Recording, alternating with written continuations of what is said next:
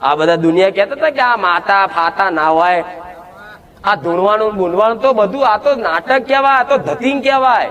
આ ધૂણ તો કોઈ આવતી હશે એમ કરી કરી અને કઈક પેઢીઓ તો છે ને નાસ્તિક બની જઈ કે આ ખરેખરમાં નાટક જ છે. આ ભુવાઓનું ધૂણવાનું બૂણવાનું બધું, આ માતા નિવેદ આલવાનું પૂજવાનું આ બધું નાટક જ છે. એમ કરતા કરતા કઈક પેઢી નાસ્તિક બની જઈ અને નાસ્તિકતાનો ફાયદો છે ને બીજા ધર્મ વાળાએ લઈ લીધો અને એમનો ધર્મનો માર્ગ બતાવી અને તમારા ધર્મ પરિવર્તન કરાવી નાખ્યા. થઈ ગયા ને? જોજો.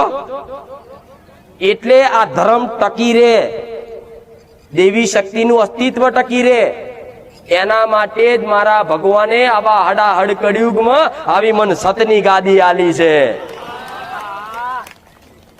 મારાથી થાય એટલું કરીશ. બધાય મારાથી સુધરવાના નહીં, પણ જેટલા જેનું લખ્યું છે મારા